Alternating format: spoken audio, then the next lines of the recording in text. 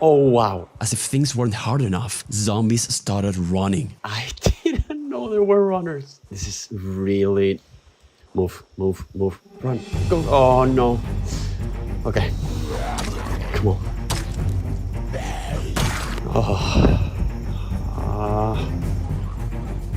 Oh, okay. A better backpack.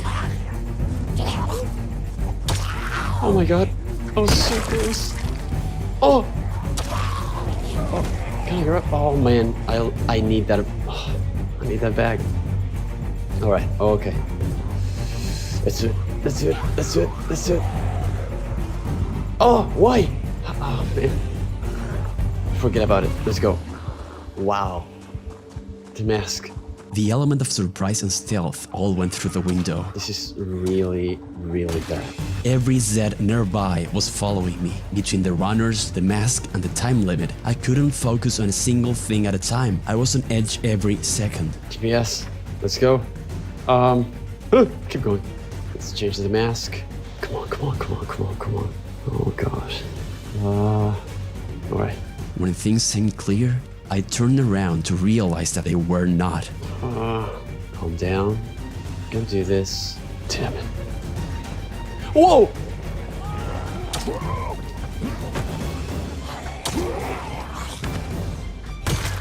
Please. Alright, okay, let's do it. Yes! Okay. Oh. I see you. But I still had to find the quest item. Okay, I need a rifle now. Where's the rifle? Oh!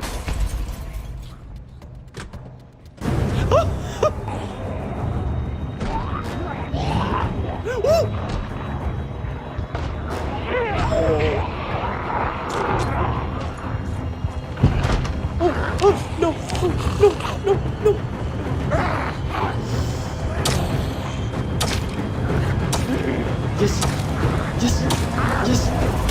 Yes! Wow.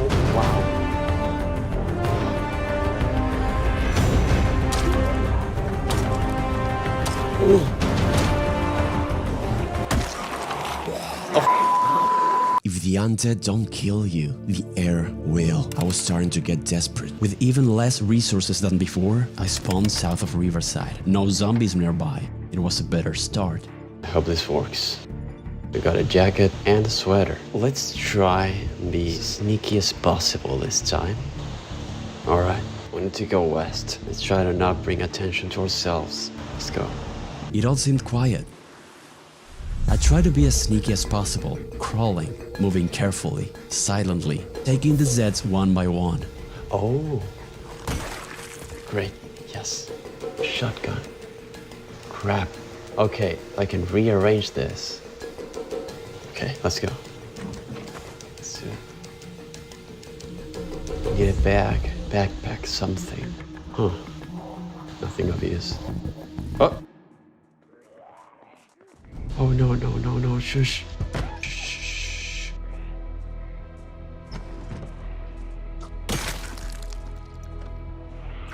Okay, one-on-one, one by one. Good. Let's keep going. Some bandages, nothing. I need a drink.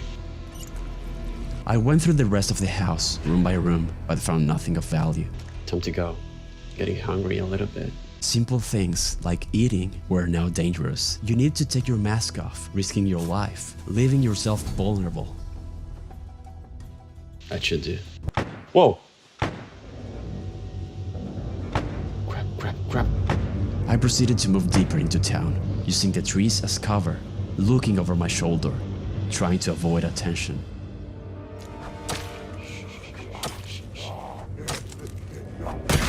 Taking down isolated targets. There's one, just one I think. I'm gonna take it.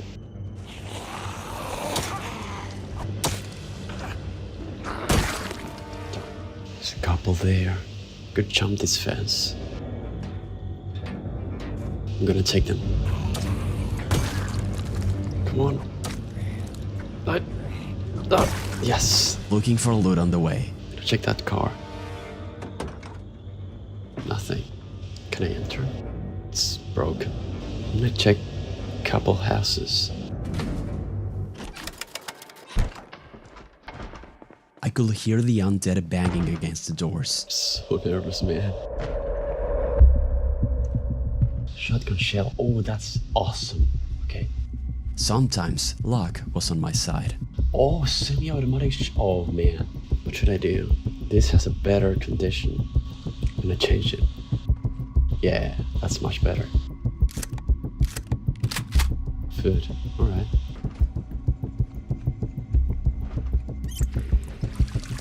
Okay, let's check the rest of the house. Oh, okay. That's not good. After checking the rest of the rooms, I went upstairs where the noise was coming from. Oh no. CD. Yes! Okay. Oh, what? Come on. The backpack was smaller than mine. Nonetheless, two were better than one. Let's take this on one hand and the axe in the other.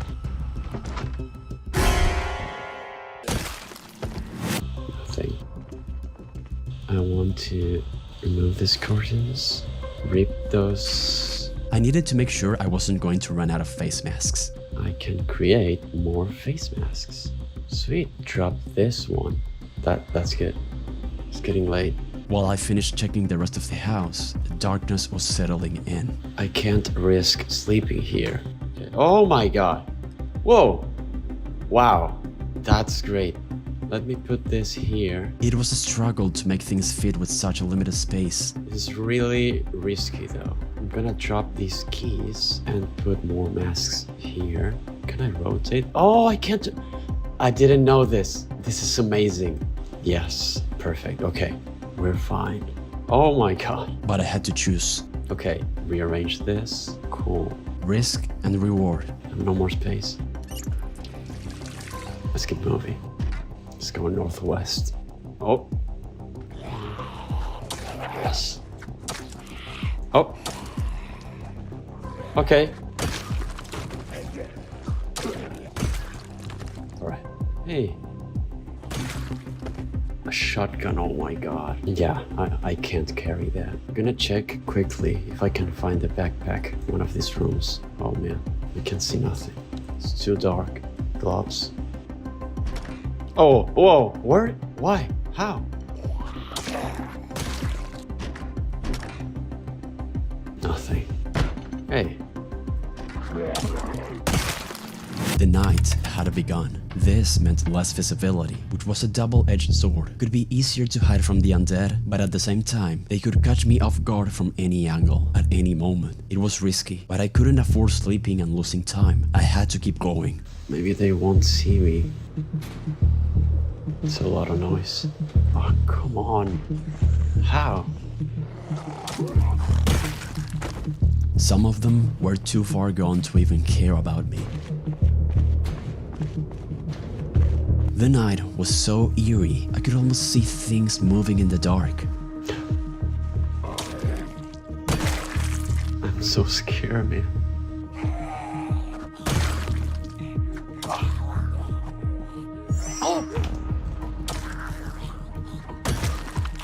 Oh, whoa, no, please. My vision is so bad now. Oh no. Oh no. Oh, the mask. Oh, okay. The night was brutal. One moment to the next, everything went south. You panic, they hear you, and suddenly, you don't know what to do.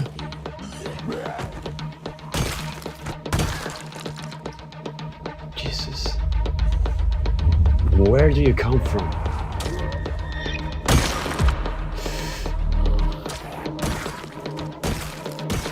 One by one. The only thing I could do was to try to divide them, separate them, one Z at a time. Come here. This was the safest route. Quietly. But it wasn't free. In this mod, time is a currency itself. Good. Take things too slowly. Number 2. And you will be forced to rush your actions. Somebody else? Yeah. Which will get you killed. Oh! Sooner or later. Oh, the mask! God. Oh man. Let's hurry. I don't want to be here too long. Oh.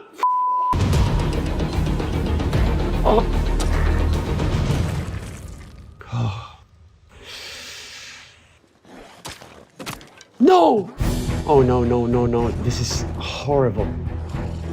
If it's not the air, the runners, or the darkness, your own tools will fail you. This mod is a constant test to your ability to adapt with the constant pressure of time and death. Ah! Slowly approaching. Okay. Oh. Let's get inside a house or something. I need a weapon. I don't want to start shooting. Not yet. Hey! Oh! Yes!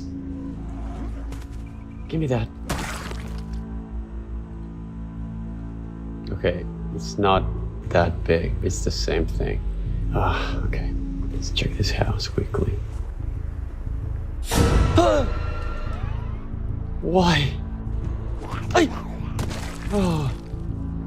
Okay. Okay. God. What do I do?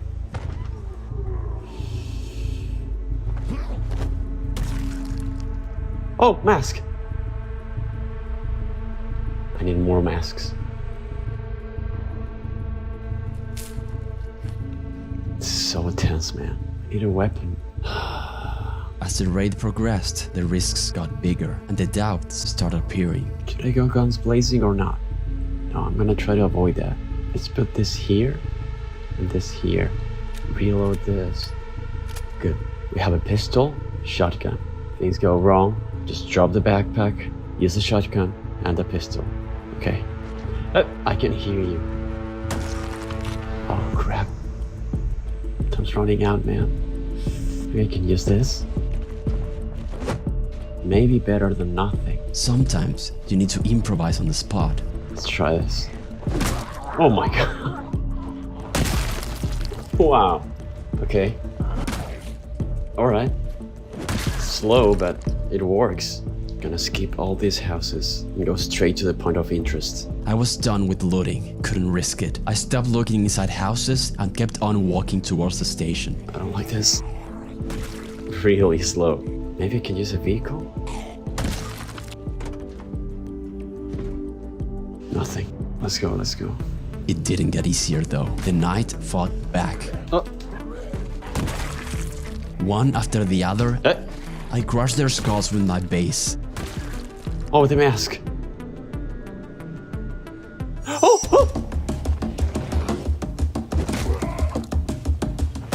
Oh, wow.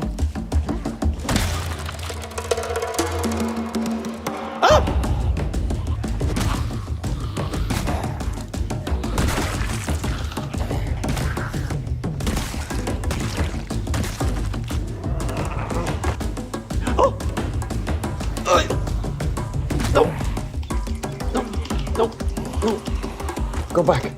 Go back. Please. Yes. Oh, crap. I'm tired.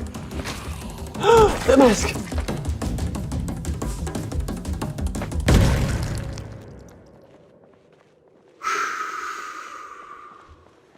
Fighting isn't free either. Your body pays the costs, and if you go too far, you won't be the one coming on top. I need to rest for a second. Come on, please. You need to know when to fight and when to stop, but they won't let you go that easily. Give me a break. I need a rest.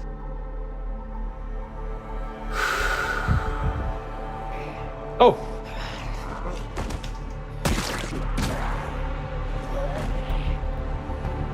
No. Oh, the mask! Alright. The mask deteriorates really quickly. Okay. You know what? Screw this. Just gonna go for it. Oh, the mask, man. Awful. Oh, man.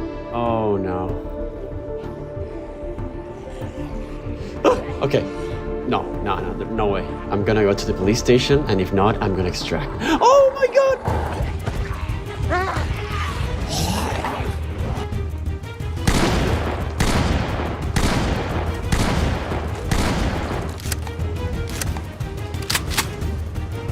Oh!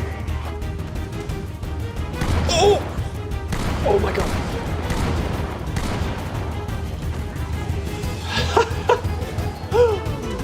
No!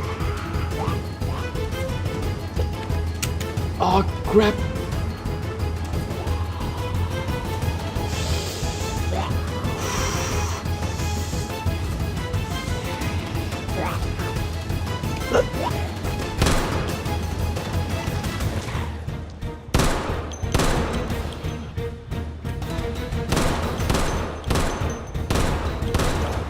Ay!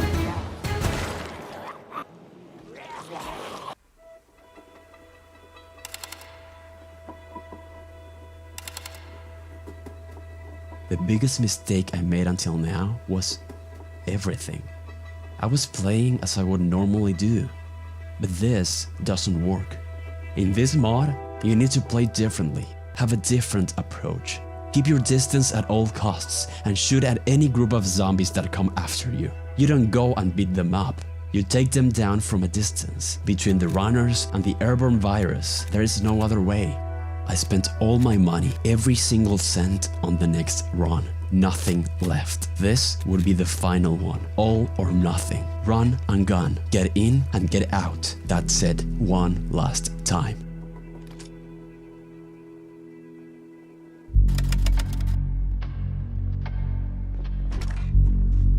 Let's go. No one's around? Okay.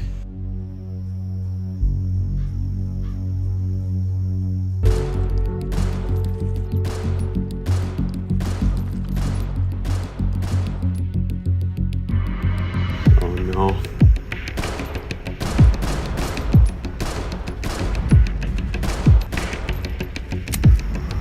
Crap. Crap! Oh, the mask. Change it. Yes. Oh! No. Crap. Damn.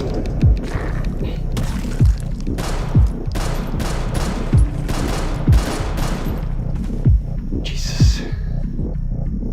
Okay.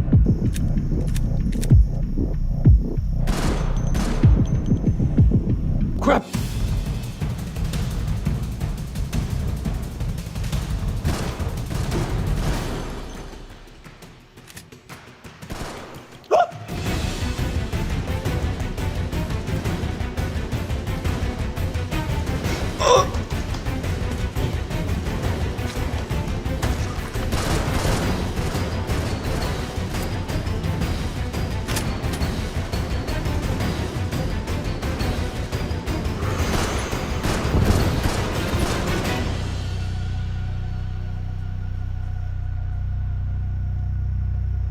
I don't know how I'm alive.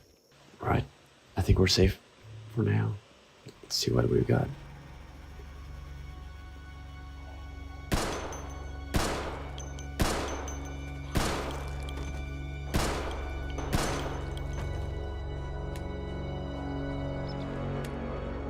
Oh!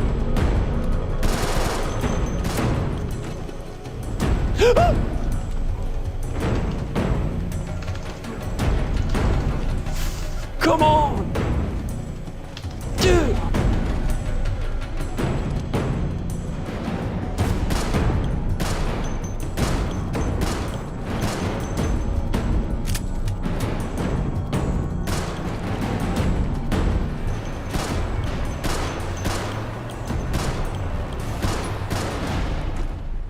Gonna refill some magazines. Running out of masks.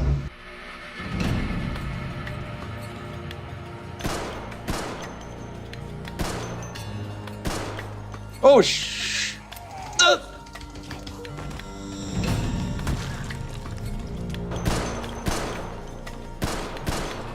Come on!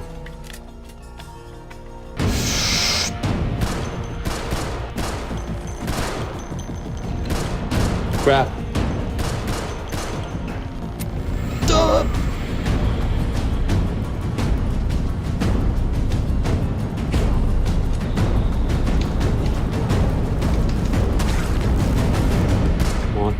nearly there.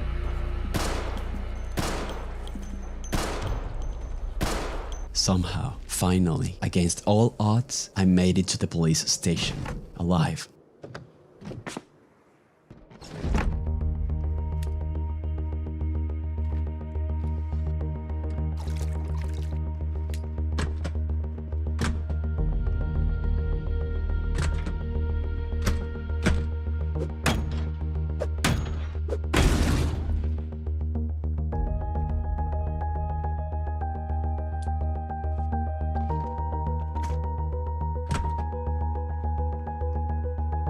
I got the rifle, but this mission was far from over. For this to be worth it, I needed to get back alive.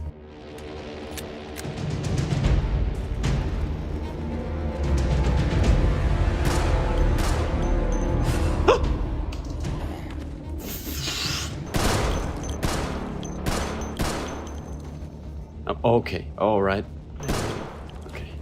I want to go straight to the extraction point. Oh, there's a lot over there. Oh, stay back. Oh, crap. To reload. Oh!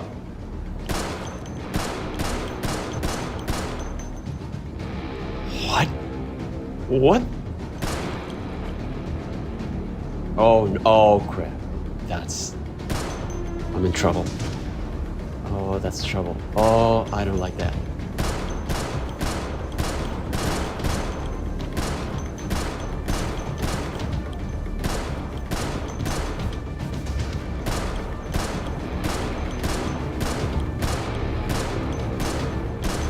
No.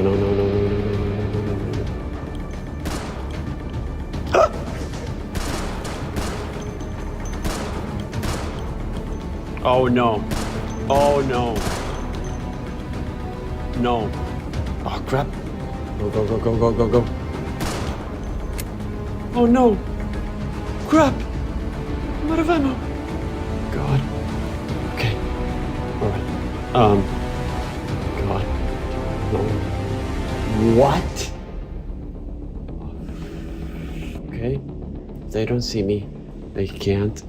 Straight to the extraction point. Alright. Don't panic. What? Okay. Move. Keep walking. Don't look back. Oh! No.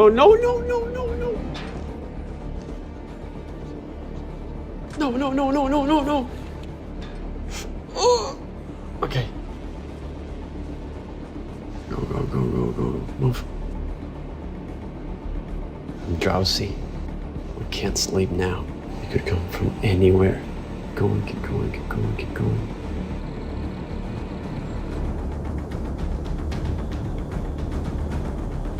Oh, there's one there. We're close.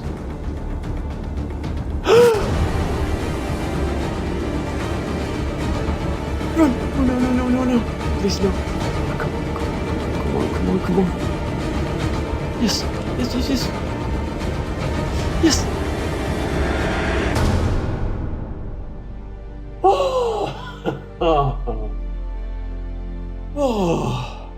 I did it.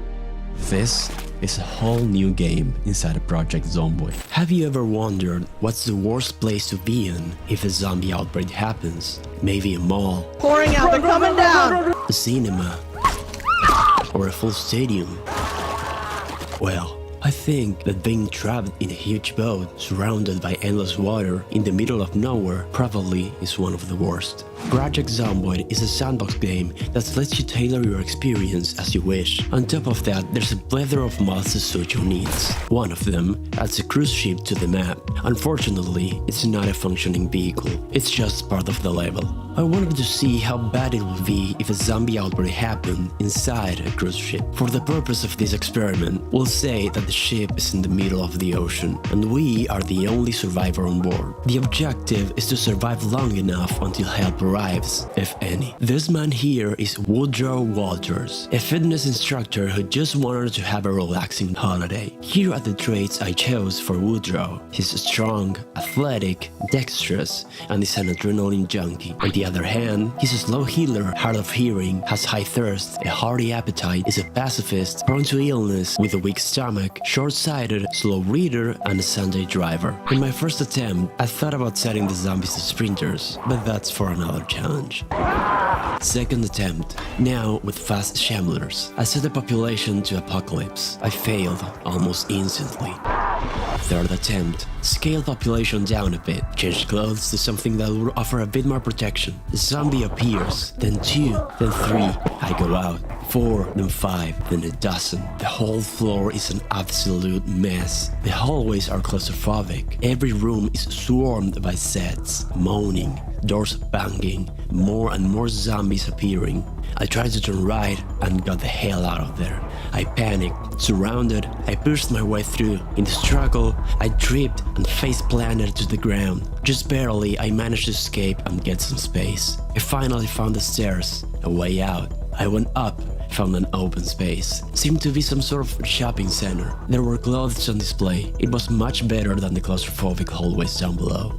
Or so I thought. Moving through the dining room, between the tables and the undead, I kept exploring. Surrounded only by darkness, screams, and the echo of my footsteps, I tried taking down a few sets, but there was no point. I had no weapons to dispatch them quickly enough, and there were too many, too relentless. Everywhere seemed too risky to go. Found a security guard with a weapon in its back. Couldn't push the dumb guy quick enough. Unfortunately, I run. More shops, jewelry, nothing of use. Then, I almost screwed up big. Nervous, I got myself surrounded, fell to the ground, but managed to escape. Everywhere I saw, there were more of them. It was a nightmare. I was unable to get line of sight. Anywhere I went, they saw. Whatever I did, they heard. Everywhere I turned, there were more than before. Relentless. I didn't know the layout of the place. I didn't know where to look for weapons. The undead were so spread out. I didn't know what to do. I started yelling. Maybe if I could group them up, I would be able to free some other areas, I thought. This didn't go well. I'd never been more afraid. Having a horde in front of you is one thing, but being trapped in a boat surrounded by darkness and with nowhere to go is on another level. I couldn't escape. I couldn't hide. They heard me and saw me everywhere I went. I managed to go upstairs. I could get a view of the lower room until I slept. I literally jumped off the balcony and escaped again. I zigzagged even more. Now the stairs weren't an option. They were absolutely packed. The whole floor was impossible to navigate. So many close calls. I arrived at some sort of theater with a lot of seats. I used them to put some distance between me and the undead. It was a scary sight. I learned to squeeze between the horde itself, finding the tiniest of spaces. Until... Fourth attempt. Found a magnum, a baseball bat, and a few instruments. This changed everything. Now I'm able to fight back, or at least try to. First zombie right on my door, hit it with the bat and stomp on its face. I started walking down the hallway carefully, trying not to grab too much attention, taking them one by one, checking the right rooms. Hopefully, I could start making a safe place for myself to call a base. I brought more of them down. I was starting to feel hope, and then I turned around. Dozens sets out of nowhere. Tried to fight, but there were too many. I had to step back. I couldn't bring them down fast enough. The sound will attract more of them. I decided to head down the hallway. Again, I tried to turn right, but that wasn't an option. Next hallway was empty though, so I took it, started jogging, almost got myself killed, made another turn and found a new area, packed with undead. I started to panic again. Now I had zombies on all of my sides. I tried to backtrack, maybe the hallway was empty now. It wasn't. Woodrow Walter's destiny was set in stone, trapped in an infinite loop of failure. This is how he died. But what about another one? Someone who's a more capable fighter, who can make its hits count. This gentleman is Patrick Archibald, a construction worker. This grants him a +3 bonus to the short blunt weapon skill. I dropped the hard of hearing and the pacifist trait for underweight. On top of that, I added brawler and baseball player. Now I think I have a chance to defend myself. 5th attempt. Now this was something else. I finally felt I had a fighting chance. I started slowly but surely mowing the sets one by one. It was like gaining power that was taken away from me. Piles of corpses on top of each other. The banging on the doors kept getting louder. Hitting, pushing, cracking, stomping. I was fighting in the dark like it was nothing. It was like the sounds of the dead guided my blows. Suddenly, a beeping noise, an alarm. I frantically started searching which corpse had the watch on. While scavenging, I almost forgot that I got a police zombie. I looted him, found the watch, and turned off the alarm. I turned on the lights too.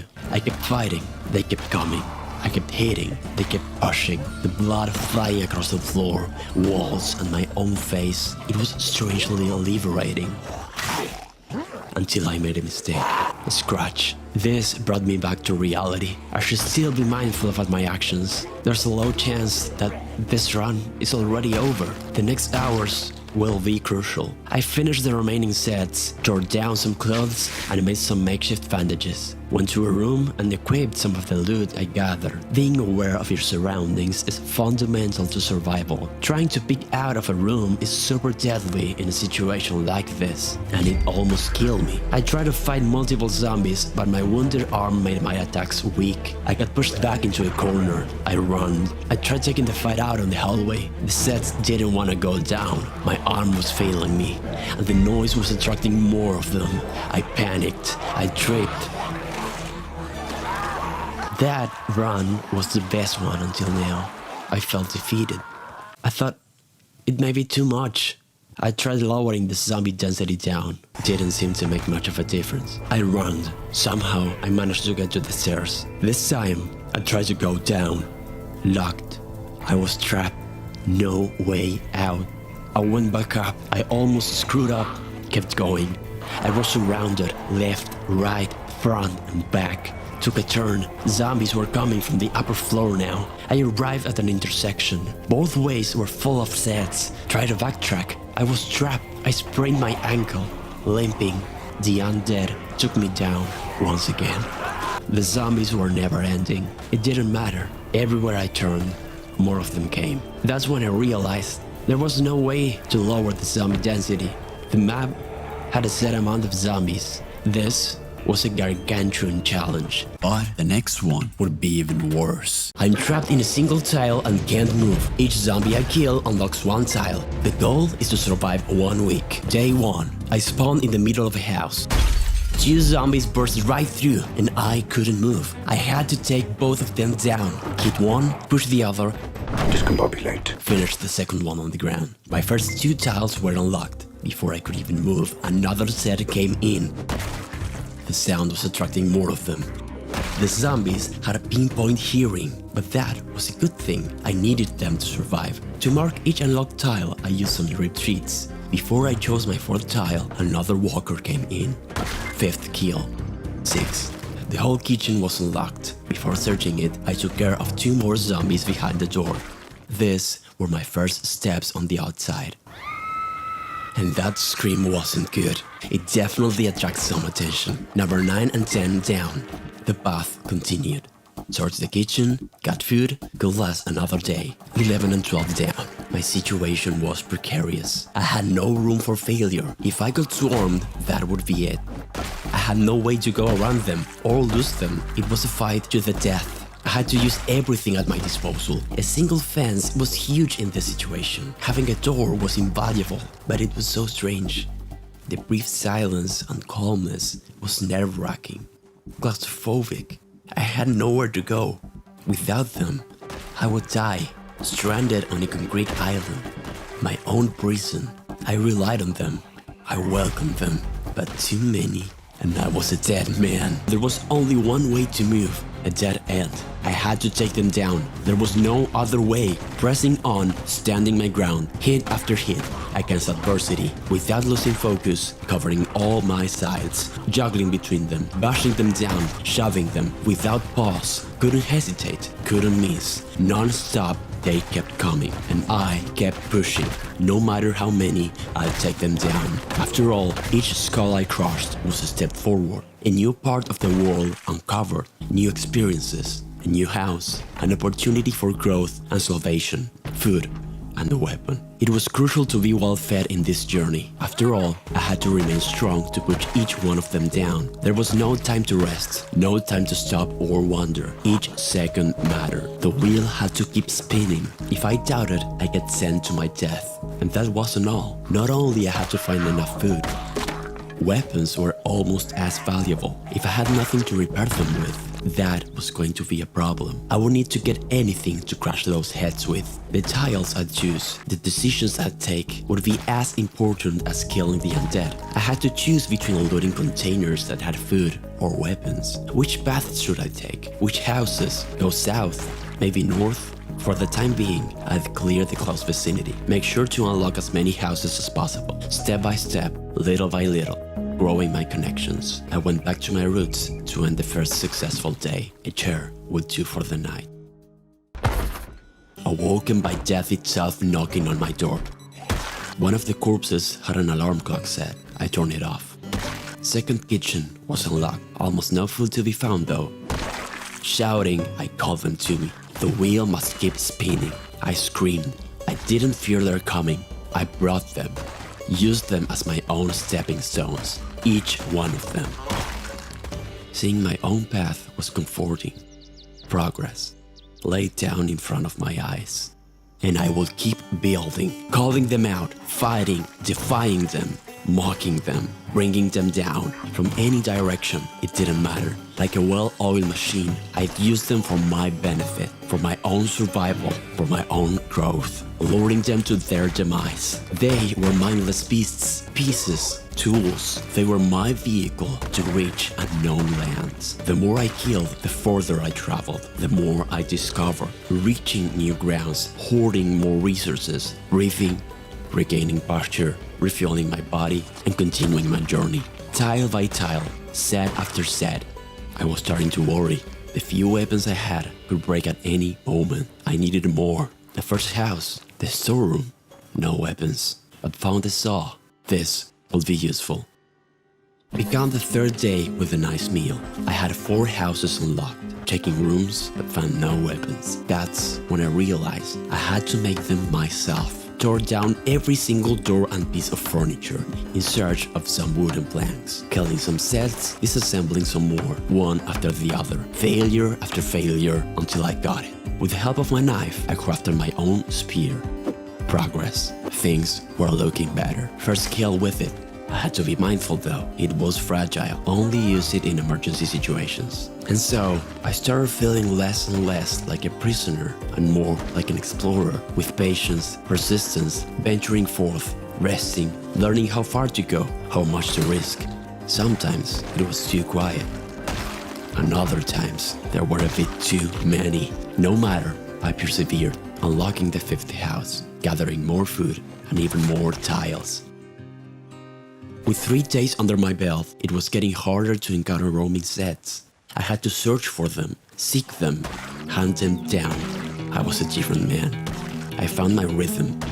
I knew how to handle them. If I felt in danger, I pulled my spear out, but I didn't stop. I kept going, maybe too focused on my path. I had to be careful. 6th house was unlocked. As time went by, the loneliness was settling in. Hours shouting, waiting for an answer, arming myself with patience, then taking them down. Dozens, contemplating new horizons on the way, stomping each one of their skulls, unlocking even more places, getting more food. I was ready to go beyond, closer to my goal. I ventured onward, going back and forth, destroying them with no hesitation. I managed to cross the street, but I wanted more, and I got it, a lot of them. So, I went. Day after day, group after group. I was afraid no longer. I dominated fear. I got enough food. I had everything I needed to survive. I could go whatever I desired, do whatever I wanted, no matter how hard things looked, no matter the rain, I pushed forward. And so, after blood and sweat, laying each and every tile I walked upon, I reached my goal. I managed to not only survive, but to thrive. But what if you were infected? The virus is in your body now. It's only a matter of time before. In Project Zomboid, there is no cure. But what if that wasn't the case? What if there was a way out? I've installed a mod that lets you work towards a cure for the zombie virus, but it isn't easy. You need knowledge, equipment, resources, hard work, and time. Time is something I don't have. The virus will kill me in 1 week. The first few days aren't so bad. After day 3, things get serious. Your life begins to fade until day 7 arrives and you become one of them. This is Edward, a doctor, bitten, infected. He isn't done yet, and this is his story. Day 1, I needed to work fast. I needed equipment. The hospital? No, that wasn't an option. I had to work with what I had. I would make my own workstation here. Got a good look through the house, but the pain was real. I took some pills. First thing first, tools. Across the street there was a shop, but they wouldn't make this so easy, of course. I singled them out, isolating them. I had to bring them individually. Combat wasn't my specialty. I managed to get into the tool shop. This was fundamental to get my research station running. Duct tape, wire, nails, safety glasses, every single thing was necessary. There was a lot to be done. I needed to create a workbench, chemistry station, furnace, microscope, centrifuge, spectrometer. The sheer amounts of materials I needed was huge. Not only this, but I also had to train my medical skills further. I had no time to lose. Thankfully, I was in Louisville. The good thing is there's plenty of resources. Bad thing, well, I got out of there carrying so many things that my body was crumbling. I left everything back home. Then, the window. First zombie that tried to get in. I had to block line of sight quickly, and if I could, barricade myself. But there was no time. With each movement of the clock hand, my life was closer to its end. A sledgehammer, a crowbar, loot was good, but was it enough? On my way back, I got their attention. I was at a disadvantage. Over-encumbered, I tried to stand my ground, but it was futile. I dropped what I could, hit by hit, with patience, measuring each single blow. More zombies. Even more. The noise attracted them. I turned back, I ran, I climbed the wall, and dropped my suitcase. Came back to grab it just in time. Overloaded, agitated, exhausted. I didn't dare to look behind my back. I turned in the next corner and went home. I caught my breath, rested, and moved on. I put some sheets over the windows. It was time to work. This was going to be my workshop. First step, the workbench. I checked which materials I had and which ones were missing. Disassembled watches, radios, TVs, CD players, piece by piece. Next, I needed metal, but the tools were missing. That was next. Had to take some pills that night, just to be able to sleep. Woke up around 4 a.m. Made my way to a pharmacy up north. I grabbed the most important things. They were in. The back door was locked. I panicked, tried to escape through the front door.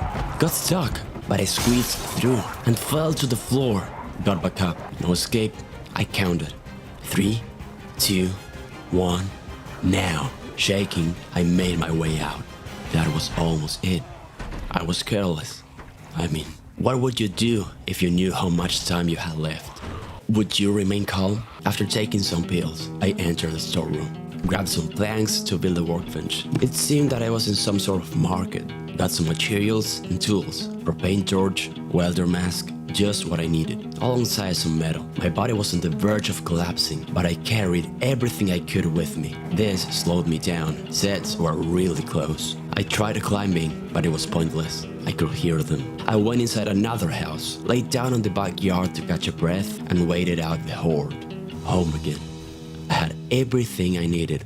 This moment was of utmost importance. A light in the middle of darkness. My workbench was a reality. This would allow me to assemble new equipment. First in line, a muffled furnace, which I would use to melt shattered glass into flasks and tubes. I needed to get even more metal, so I did, taking apart refrigerators and ovens, house by house, room by room, until I ran out of fuel. That night, I grabbed my suitcase and went on my way. Tried to avoid travel where I could, minimizing risks, not taking any chances. I found some chemicals in a storeroom inside a building. This was essential for my work on the serum. At midnight, I left everything back home. Spent a few hours scavenging the nearby houses for anything useful. That had its consequences. Once I finished, I ran into a barbecue with a full propane tank. Now I was finally able to finish gathering the metal sheets I needed. Only thing remaining was a car battery, and with that, the muffle furnace was fabricated. Piece by piece, I collected enough to manufacture my first few flasks and tubes. Symptoms were about to start kicking in soon. I was on edge, kept breaking and melting. To make use of them, I needed to set up a chemistry set. Just a few metal bars, some wood, put everything up together, and there it was. Development.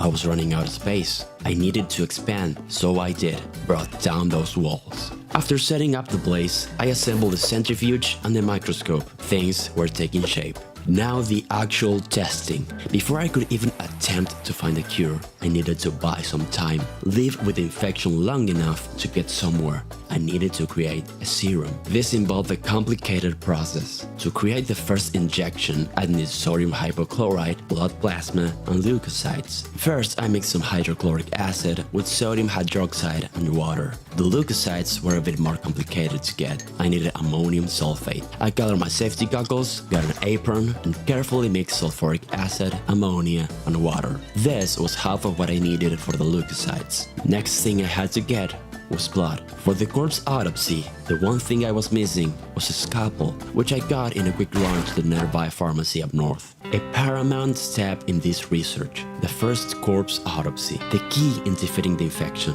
were them.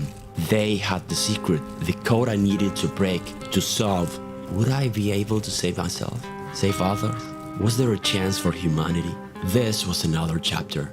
The corpses had to be fresh, no more than 12 hours since death. Each Z I struck had a new purpose. Each blow I landed had a different meaning. Each corpse I left was analyzed. The process would be arduous. The blood needed to be intact, pristine, no tainted blood. Every zombie I saw, I killed, and I got greedy. Death made sure to keep me in line. A reminder, I could be infected, but I wasn't immortal. Limping. Came back to the lab. I divided the blood into components using the centrifuge. Got cells and plasma. With the help of the microscope, I extracted the leukocytes from the blood cells. I had everything. The first true test. A milestone. If this worked, maybe there was a chance. A chance in this race between me and death. And just before I started working, my body, inside, I felt it. It was happening. I was beginning to turn, slowly. My life was fading. Quickly, I mixed ingredients and made the shot. If the research was correct, the serum would give me an additional 24 hours before symptoms returned. I cleaned myself, took the clothes off, and did it.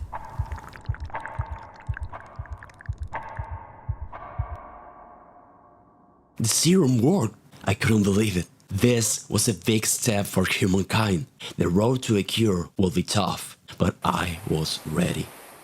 Rain was pouring down my bloody jacket. I barely could distinguish the silhouettes of the undead in front of me. My blows were guided by their screams. Although my visibility was impaired, the path ahead of me was clear. I needed two things, glass and blood.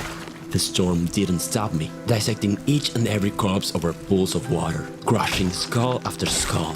It could take me hundreds, maybe thousands. The field work was fundamental, but one must never forget the theory behind it either. I went to the nearby library and grabbed every single book that could aid me in my research. To carve a new path, one must build upon the legacy of others, combining both mind and muscle. I didn't have the luxury to choose. I had to put myself out there. I had to look death into its eyes, facing risks, learning, adapting, changing. After all, I was a stranger in their world. In a way, I was the intruder. Day 6. The feeling returned. If I was to conduct this investigation further, I had to find a way to improve the serum, a stronger booster. but tunnel vision can be dangerous. I was too busy thinking about the research that one of them got inside my own house.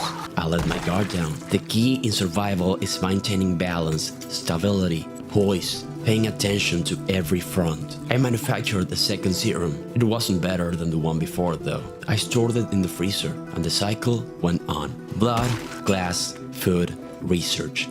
Corpses were piling up. That putrid air isn't a good thing to breathe.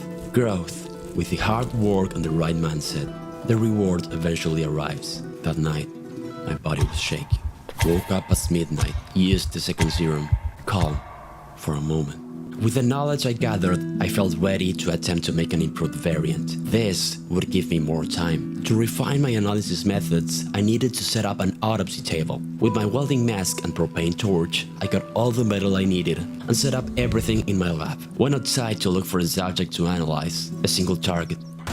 I brought it back and began the autopsy. This was definitely better than working in the middle of the flooded street. I had to use a garbage bag to move everything outside. The bin was too small to fit everything there, so I left it on the side. More reading and testing and mixing and extracting again and again. This improved booster required more resources than the first one. I even ran out of flasks and tubes. Had to reuse old ones by disinfecting them, but after a lot of hard work, I was finally able to synthesize a stronger dose. Maybe all of this wasn't in vain. I stored the serum in the freezer down below. I spent the rest of the day gathering the remaining tap water from houses nearby. Water services had shut down recently. Thankfully, I still had electricity. I boiled the water and used it to sterilize the remaining dirty flasks and tubes. Only thing left undone was cleaning the autopsy table. I had to find some bleach and towels to be able to use it again. I scavenged every single bathroom in the vicinity. Found some towels, but no bleach. Nevertheless, I kept working on the field. No corpse was left behind. Every single one was analyzed.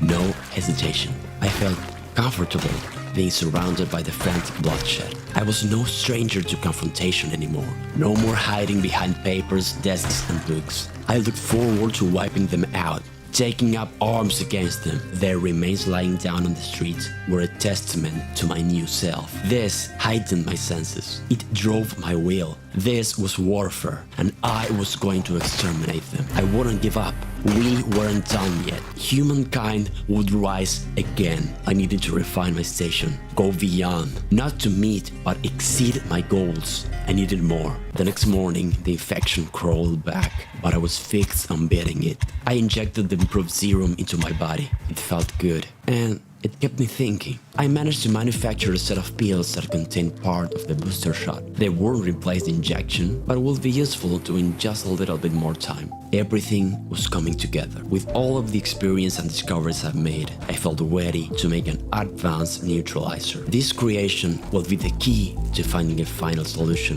I finished scavenging the nearby buildings and went to the lab. The process felt so natural to me now. My hands were moving without me even thinking. I was 2 steps forward, mixing, extracting, dividing, learning, gathering, cleaning, working, and...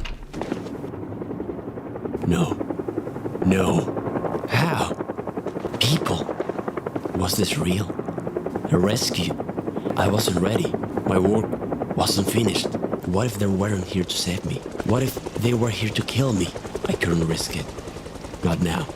Not yet. I had to continue my work. I kept going. The sound went away. The new shot was almost finished, but there was one thing missing. I needed new equipment. Chromatograph. I had to expand even more, breaking barriers, defying limits, assembling my own destiny by hand, taking what I needed. It was ready. I had the basis, the core for creating a cure for the zombie virus. I synthesized the advanced booster. This was the final stretch. The cure was almost in my hands. I felt unstoppable, alive. One last push. They were the prey now, one after the other, blow after blow, from sunrise to nightfall, page after page. No matter the rain, no matter the darkness, no matter how many, I persevered. Rinse and repeat, polishing, refining, evolving, growing. Day after day, no hesitation. determined to end this once and for all. A new beginning, a new opportunity, reaching new grounds, new frontiers. No matter, I was going to end it. And so, after the harrowing uphill battle that I endured, I synthesized the cure for the zombie virus. The key to stop the end of the world. Now I need to get it out there, but I'm trapped. All roads are closed. There's no way out. For this challenge, I have to reach 4 stations connected to the emergency broadcast system. Use the EVS to get my message out. This is Dr. Edward Etheridge, and I've found the cure. And then go to the rendezvous point. It's been a month since the incident, and no trace of the virus was left in my body, but the sets were changing, evolving. Day 30. I had to be on the move. It was time to set up a mobile workstation, an RV. This will be my new home. First thing to get, gas. Siphoned a bit of fuel from a few cars nearby. Then I hit the gas station. Found some more empty cans. Filled them to the top with gasoline. Left everything back home. And then the power went off. Day 31. Got on my bike and went looking for an RV. They were growing in numbers. It was like swimming through an endless ocean of death. Nonetheless, I kept going, non-stop. After a couple hours, I ended up in the parking lot, and that's where I found it. I pulled over next to it and realized this was no joke. The screeching and howling were calling more of them. A runner almost got me. They were evolving fast. I managed to land some hits, but it was in vain. Wasn't strong enough. Cornered with my back against the metal fence, then surrounded from all sides. Regardless, I made a run for it. Pulled out the gas can as fast as possible, got inside. They were closing in. Tried to hotwire the damn thing, banging on the window. Done. I stepped on the gas pedal as hard as I could, pushing and running over them. I made my exit. Once at home, I checked the van's condition. Could be worse. There were a few things to fix before hitting the road. After moving the nearby corpses, I started working on the front of the RV. Used some metal sheet to repair the hood. This will help protect the engine in case of collision. After that, I salvaged a windshield in pretty good condition from the car next door, followed by a quick wash. Changed the light bulbs, and finally repaired the trunk, providing me with much more space for storage. The van was looking much better. Some things could have been improved, but my mechanic skills weren't good enough to do so. Now, time to move my workstation. I had to rearrange the interior. Little by little, I started to bring my equipment. But after the sun went down, they started coming. Out of nowhere, one after the other. From within the darkness, I tried to use the windows to make them trip and fall to the ground, but it was useless. Something was calling them here. The runners were the worst. When you least expected, they jumped on you. It was getting out of control. Made a run around the whole block. Jumped over the fence in hopes of losing them. Seemed to work. Went straight to bed. 5 in the morning, I was awakened by that disgusting, sickening sound. Flesh being ripped apart, bones being crushed. It was driving me insane. What I saw through that window shook me to my core. The bodies were attracting them, luring them. Killing them wasn't enough. Their death made things worse. I had to burn them down, set them on fire, incinerate that filth. I armed myself with everything I had on hand. After a deep breath, I slammed the door open. No, there were too many, too close. What if the house burned down? What if all was lost? I couldn't risk setting all of it on fire. Shooting would be a death sentence. I ran away, draw them around the block. I had to win just a little bit more time, prepare the van and go away. That would be it. No signs of them. Resumed operations. Grab equipment, set it down, and that was it. I had to put this to an end. Couldn't keep running in circles. Not anymore. Skull after skull. Crushed every single one of them, dragging their blood through the pavement. And so, after a long morning of hard work, the station was ready.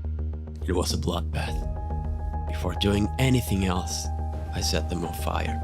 Pulled every single corpse, one after the other, and finally burned the last of them to ashes.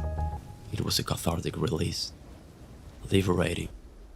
A new chapter. I no longer recognized the person I was before. Now, the most important thing My purpose. The reason why I was still breathing. It was inside that case. The research. The samples. The cure. I had to get it out there. Day 33. Final preparations. Filled the gas tank.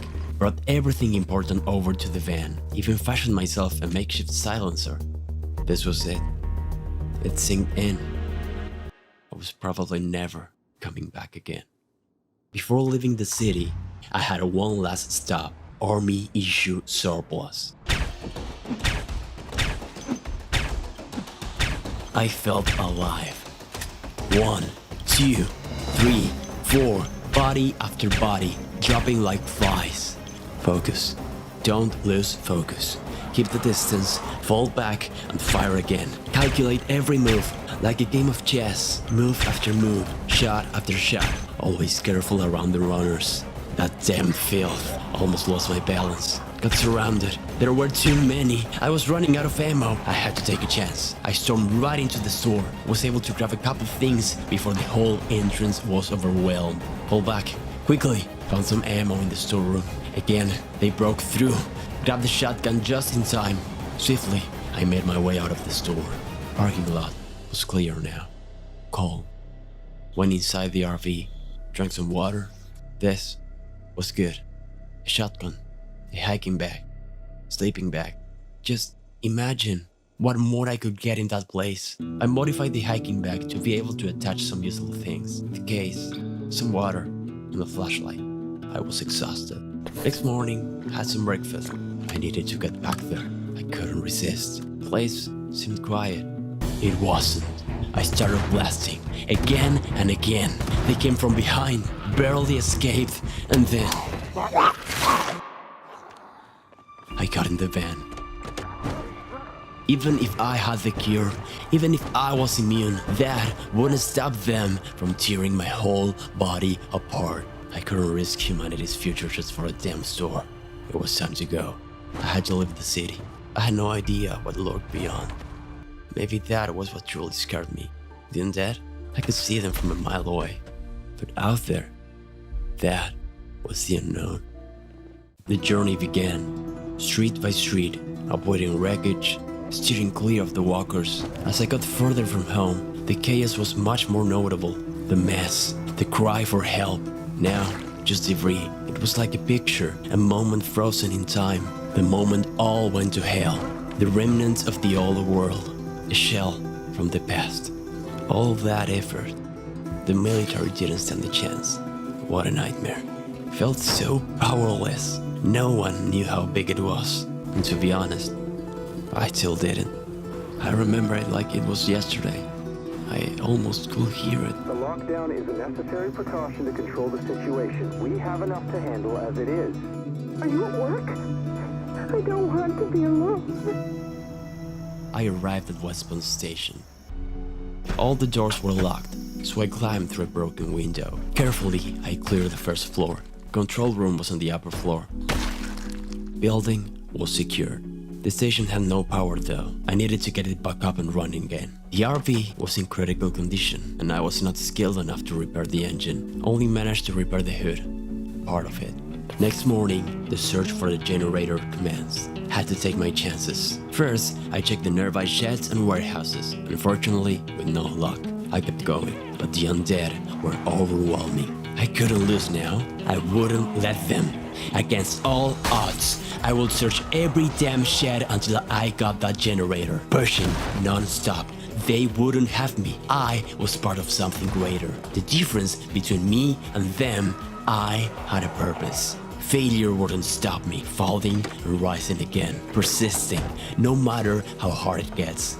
For darkness to exist, there needs to be light. I will bring forth a new future, ignite the fire of life again. Fighting had a cost, a significant setback, but I would find a way. And so, the generator was functional, lights were on. It was time to record the message. This is Dr. Edward Etheridge, and I found the cure. I repeat, I found the cure. If anybody hears this, send an air unit to the following coordinates. So many things crossed through my mind. Was anybody out there? I couldn't be the only one lucky to survive. If someone else was infected, I was the target. Should I live the rest of my days here? Stay away from everything? No, I couldn't. I wouldn't give up like that. Next stop, mall draw. I didn't have the required tools to install a new tire. Pushed through as far as I could, but there was nothing else to do. It was settled. With no tires and a dead engine, I had to leave the RV behind. Pulled over and went on. A few hundred meters ahead, I stumbled upon a couple of Zeds near a car. One of them was the owner. They were trying to replace one of the tires, it seemed. There were tools on the floor. Car's condition wasn't great, but definitely miles better than what I had. It even had some gas left. I installed the tire and drove right back to the RV. I wouldn't be able to fit everything, so I moved only the most essential things. That was the last night I slept in there. Next morning, I continued my journey. I had to press on through uncertainty and doubt, a hazy future. Hours later, I arrived at the second station. Checked the building room by room. It was clear. The one next door had a walker banging against the window. I ended him and went inside. Fortune smiled. Small victory. With the second station now functional, there were just 2 more to go. Halfway to changing history. Halfway to changing the future. After all, if I wasn't able to get this out of Knox County, was there even a cure? Did this even happen? Passing by dozens, hundreds, thousands of undead, made my way into Rosewood. The station was located just northwest, following a dirt road. No zombies inside this time. No generator either. I had to scout the town. I needed the station up and running. I started looking, dancing around the sets, searching sheds, garages, every single window, while at the same time not letting my guard down. A ceaseless chase, cat and mouse. It was a game of fortitude, mind, patience. If you slip up, you'll lose. They get ahead of you. You start panicking. You stop thinking properly. You make mistakes. You have to regain your posture and move on. You never know what is waiting behind the next window, but don't let it blind you. Plan, map out your moves, keep your ambition in line and your fear in place. Don't give up hope, see the path ahead of you. Prepare and execute. Don't hesitate, move swiftly, make your hits count and fall back and forth. The Horde never tires, the Horde never sleeps. They are a never-ending force that will try to wear you out until you break. You have to use every tool at your disposal. If it's not today, turn back and try again tomorrow. They are mindless savages. You can think, preserve your life. That's what truly matters. Reflect on what you've learned. Then counterattack. Harder than before, a new strategy, evolving, be unpredictable, be human, learn from the past, build your own future. This is how you survive. After setting up the station, something hit me. I was one step away from the end. Everything built up to this. The message would go out. I'd painted a red cross on my back. I doubted. I considered dropping everything right there, but I couldn't. This was the price I had to pay. I wouldn't choose the easy way, living in isolation the rest of my days. No, I needed this. If this was the way I was going out, then so be it. I was ready, no matter how hard it would get. I would settle on giving humanity another chance, no matter how this started. I knew I would end it. With the right approach and enough time, things end up in the right place. The message was out there. A beacon of hope. A tiny spark. Something to hang on to. Only thing left to do was wait. Wait for the consequences. I reminisced about all the events that led to this moment. Wondered about what could happen. Every possibility. What if no one came? What if this was my destiny? Existing until the end of my days in this living hell. Always on edge. Always running. The Horde never tires. The Horde never sleeps. There were days where I felt lost. Gone. Just a shell. Isolated. Paranoid. But hope kept me going. The chance of finding someone else. The chance for a better future. And then it happened.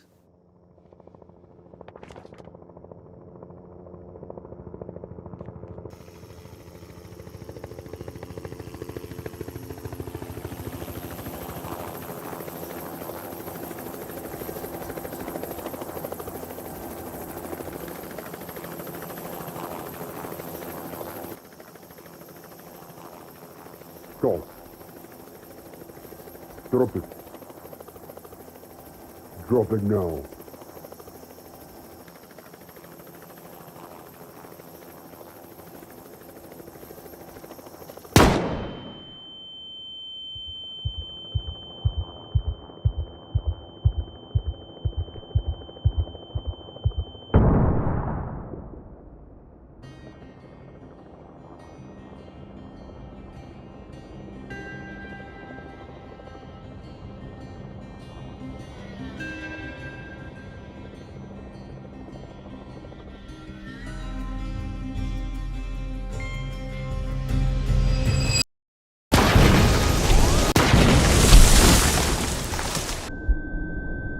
A broken leg, head bleeding out, glass jars in my body, bullet inside my thigh. Leaning on the remaining strength in me, I ripped what was left of my clothes, used them as bandages to stop the bleeding, pulled the glass shards out. The wound was deep, I'd have to stitch it soon. I crawled through the ground to grab some tree branches, crafted a splint from my leg. The fracture was severe. I checked the bag, everything inside was destroyed, including the cure. Had to seek shelter immediately.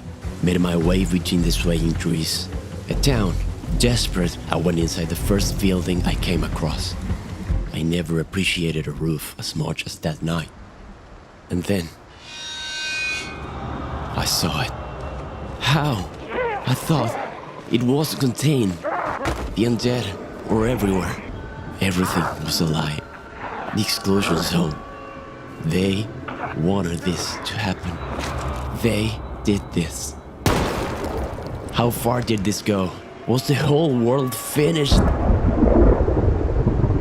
I took some clothes from the corpse. Between the storm and the colder temperatures, I couldn't risk catching a cold. I'd have to find clothing with proper insulation soon. Spent a sleepless night, contemplating the rain splashes, getting lost in the hypnotic sound of the storm, while trying not to collapse from the immense agony of my broken body. Hours later, the rain stopped. I took a peek, checked my surroundings. The street seemed quiet. Pain was too intense to be able to sleep. Turning a corner, I found the second undead. Pushing through the agony, I shoved the walker to the ground. And then, 3 more sets jumped out of nowhere. It was bad. Juggling between them, using the fences to disrupt their attacks. One of them almost got my ankle, pushed them to the ground and stumped both of their skulls. I felt my whole leg burn. Had to get that bullet out soon. Grabbed the field jacket from one of the corpses. Then proceeded to take care of the 2 remaining walkers. I had to be extra careful. Pick my battles. Couldn't get outnumbered. Always watching over my shoulder. Always on edge. I checked the house room by room. All clear. Grabbed the sweater and drank some toilet water. House was absolutely empty. No loot to be found. No matter, I kept going. On my way out, I encountered another set. Each one was tougher to beat than the last. I was losing my strength. My body couldn't resist this much longer. I carried myself through the street, checked the house just in front. One zombie was waiting, and the second one, and the runner. I had to get away. Shut the door right on their faces. They burst right through. Half a dozen undead were right on my tail. The feral tripped over the fence. One of them almost got me. I shoved and turned away. It was a nightmare. They were faster than me. I couldn't keep up. I could feel their hands on the back of my neck. Just barely. I managed to slam the door behind me, letting me escape through the window from the back. It was a close call. Being outnumbered was a death sentence, not even mentioning the runners. The key was to take them one by one, avoid trouble when possible. If not, divide and conquer, never letting my guard down. I didn't know how long I could last. The agony was unbearable. Slowly, limping, I moved around the house, avoiding the front entrance. Killed a straggler. Street seemed quiet again. Went in. Just one set remained on the place. Unfortunately, doors were locked. Again, no loot to be found. I was starting to get worried. Arming myself with a couple of planks, I kept scouting. If I didn't find food soon, things would get dreadful. Locked. Third house, nothing of use again. Just one metal bar. I was about to pass out, lied on the bed, until I fell asleep. Next morning, I checked the garage, grabbed a couple of things, but what I truly needed was food, medicine. I was starting to panic. This place could be my graveyard if the zombies wouldn't get me. Starvation would. I wasn't going to give up that easily. Check the second garage. Surprisingly, found a generator. Not much use for it now. Got a couple useful tools. Screwdriver will come in handy. Went to the next house. No food. Just a couple flashlights. It hit me. This place was a ghost town. Nothing left. I couldn't keep losing time. I had to move. Exploring the surrounding area, I ran into a church. The silence was so loud. After following the road for a while, I stumbled upon a wrecked car. It had an empty can in its trunk, alongside a few tools. Further down the road, I discovered some sort of junkyard. Between the wreckage, I was able to find a car in good condition. I got inside and hot-wired it. It was on. Before leaving, I looted a few things from a truck just ahead. Now I had mobility. This finding was crucial for my survival. Having the ability to get in and out of trouble quickly was invaluable. Check the gas station and the restaurant. Places were barricaded or just had nothing left. My life was fading. If I didn't find anything to eat soon, that will be the end of me. The food market. This was it. The place was full of zombies, but I had to get in. It was all or nothing. One by one, I got rid of the wooden crates. A sneaky bastard came from behind. Finally, got the door open. Got lucky. My clothing saved me. Got in the car and killed that Ted. Then suddenly, all of them got out. I had them right on my tail. Just in time, I got in my car. It was insane. I've never had such a close call like this. Killed all of them. Place seemed secure. Finally found something to eat. I was so desperate that I ate the whole thing, followed by a full can of peanut butter. Back door was barricaded. Checked the second floor. Thankfully, I found around 10 more cans of food. I could live to fight another day. Ended the night checking every single shelf. My tail wasn't finished yet. The minor wounds finished healing the next morning. I still had to stitch my right arm and get the bullet out of my leg. There was no point in staying there. Every shop was barricaded. Houses were empty. I needed to stay well fed to help my body heal. I will starve to death in that ghost town if the undead didn't get to me first. Time to move out. Before leaving town, I grabbed my axe and tore down every barricaded door from nearby shops in hopes of getting a little bit more food. No luck. Although I found a good amount of tools, including a crowbar, and last but not least, a generator. I carried everything to the car, paid a visit to the gas station one last time. After taking care of some unwanted visitors, I managed to get the pumps back up and running. Got as much fuel as possible. On my way out, I stumbled upon a workshop. Seemed clear at first. My heart stopped, took care of it. Nevertheless, I searched the place for anything useful. Got the car inside and spent the night there. Being in a workshop, I made sure to take advantage of the circumstances. I repaired the trunk, allowing me to store more things inside it. And then, I stepped outside. That sound. Was it them? Or maybe somebody else? No, my arm. Just when I thought things couldn't get worse. That's it. I had to go away. They saw me here. They could come back, finish the job, but I wouldn't let them. So, I went on my way. I drove into the darkness of the night, surrounded by its oppressive force, an infinite void, nothingness. For hours on end, I kept going forward, guided by the light, carefully making my way through the obstacles. No looking back, just a few meters ahead. That was all I could see, and all that mattered, the now. The present, reacting, avoiding, advancing, always with the constant oppression of the undead, appearing from within the void, born from the darkness. Seemed like they were everywhere at the same time, no matter where I looked. They were waiting for me to slip up, and I did. It almost cost everything. I'm still not sure how I didn't die that day. Couldn't risk another incident. Waited until the sunrise. Finally, shelter. My new safe house, maybe home, life seemed clear, spacious, open. As soon as I finished getting all of the things out of the car, I went to sleep. Woke up hours later, in pain. The view was terrifying. It was like staring into death itself, but I would fight back with light. After spending the night studying mechanics, I realized I needed to prepare. I was in for the long run. The first of many weeks of recovery. I needed all my bases covered. I needed food and water, no time to lose. Drove to the new town. This one was totally different from the other one. First house was quite the experience. Got the hell out of there. Searched a couple of houses. Finally a kitchen with food. Living room still had the plates and silverware laid down. Found some tweezers in the bathroom. At long last, I would be able to remove the bullets from my body. Took some useful materials and went back to the house. After so much pain, I was finally able to get those things out of my system. Stitched my deep wounds. Just a matter of time until I healed, but they were nothing compared to the fractures. And so, the cycle went on.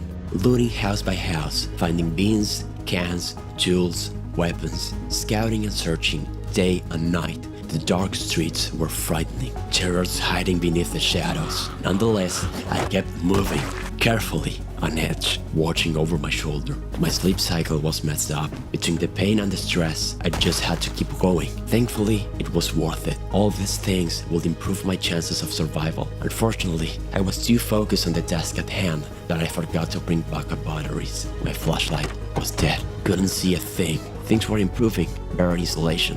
More food. I found my rhythm.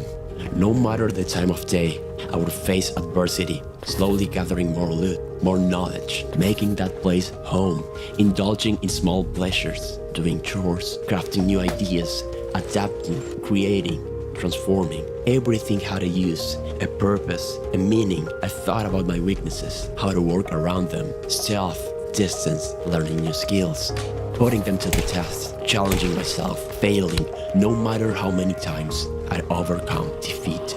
Loss makes one stronger, seeking constant improvement. Maybe someday I'd be able to stop surviving and start living again. Small steps, welcoming change, contemplating. This may be my new life. I might as well make it as good as possible. Knowing my limits, where to go and where not to go, which places to avoid, how much to risk. As much progress as I made, I couldn't forget that my body was still broken. One small mistake would cost me everything. I still had a long time before healing. They never sleep, they never tire, and I certainly did. A damn close call. I had to be prepared for anything, a last resort. But for the time being, I was safe. I found peace. I was growing. Maybe this was how I survived.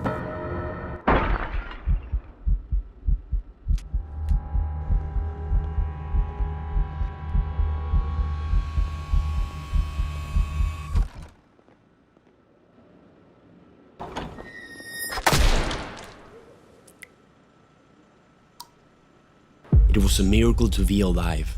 A raider managed to cut my left eye. I couldn't keep living like this, but I had a plan. If I could get a boat, I could escape to an island, live away the rest of my days in peace. But first, I needed to heal, get supplies, and a boat. I buried the body of the attacker. Seemed to be another survivor. He left me no choice. I needed to fortify my shelter. I took care of the broken window. I started gathering wood, tree by tree, one after the other. Barricaded every single opening. No more surprises. No one was getting in. Even put up a table against the door. I couldn't take any chances. Next morning, I put up some sheets to block line of sight. Had to gather supplies. On my way to town, I encountered a group of Zeds. The gunshot must have brought them here, too close to home. Couldn't let them roam free like that. Cleared the road and arrived shortly after. I had a strange feeling since yesterday. The attack scarred me, not just physically. It was more than that. The walkers were predictable, but a living person. Desperate people are capable of anything. That fear lingered in the back of my mind every second. First building I scavenged was some sort of market. Thankfully, found some food and medicine. Checked an ambulance. Grabbed everything of use. Any sudden noise made my heart drop. Funny, realizing it was just a walker was a relief. Just busy work. Flow through the motions. Nothing to worry about. I continued my search through different houses, moving silently room by room, on high alert, looking over my shoulder, ready to react. Outside, I checked every corner, surrounded by the sound of the wind. Proceeded to kill more walkers. got a propane tank, could come in handy. Slowly but surely, I went on. Gas cans, seats, dog food, crackers, door after door. No shelf left unchecked, no room left unseen. I returned under the cover of the night. Was running out of storage, but things were looking much better. Or so I thought.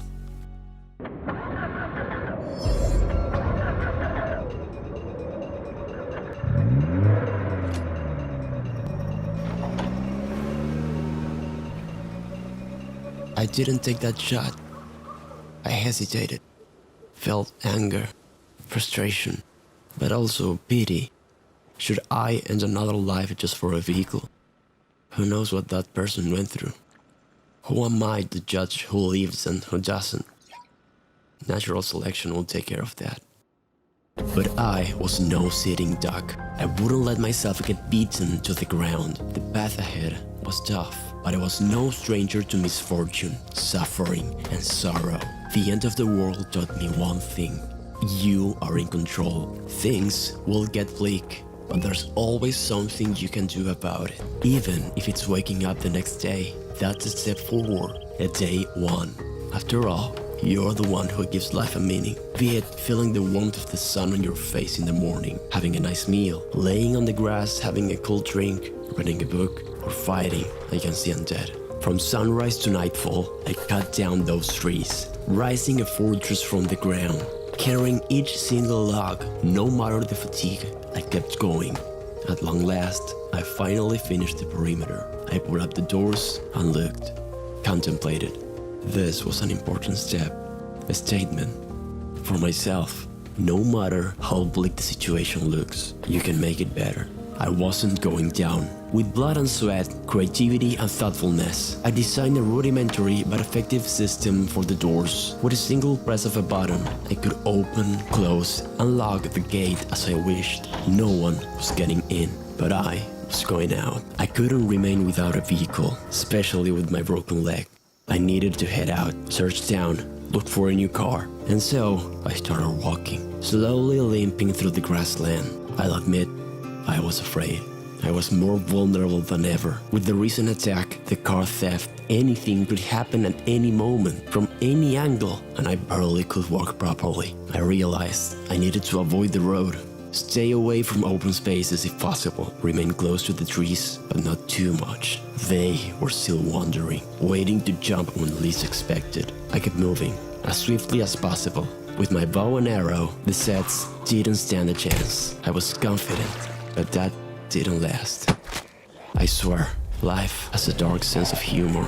Using my surroundings, cutting corners, sleeping between the narrow alleyways, vaulting again and again, sneaking through buildings, I managed to lose them. I was exhausted.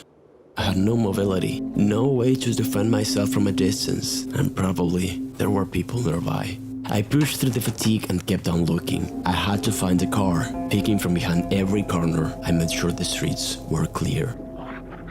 Disgusting.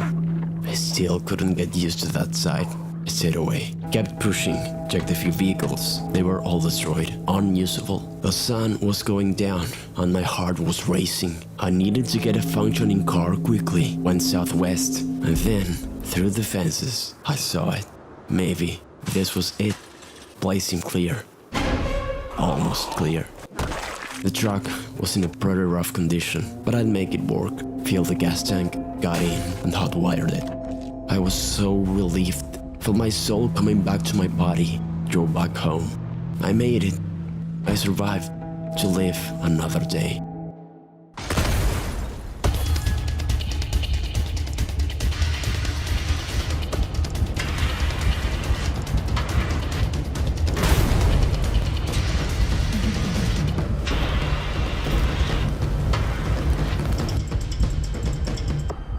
I saw my car driving away. If only I had taken that shot. This went too far. Couldn't keep going like this. One way or another, I had to put this to an end.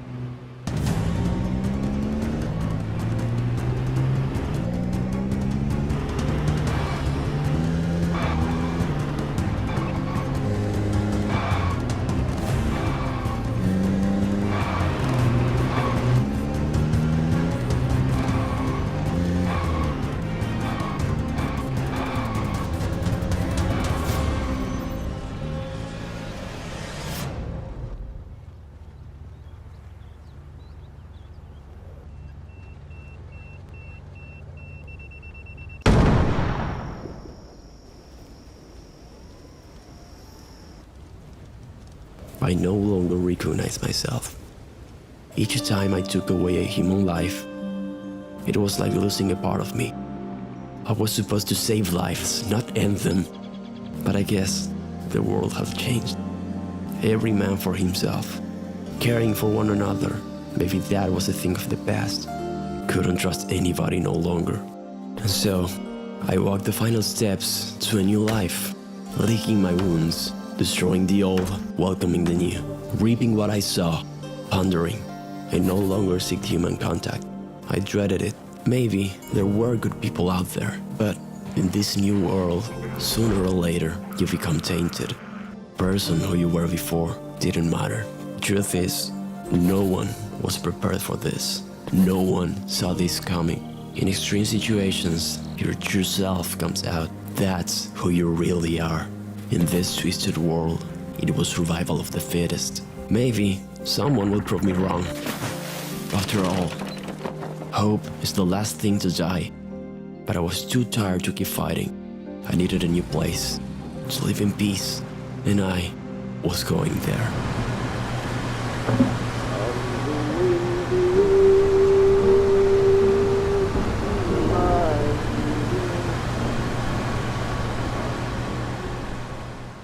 Special thanks to Displate for sponsoring this video. Remember to use the link in the description or use my code to get special discounts on your Displates.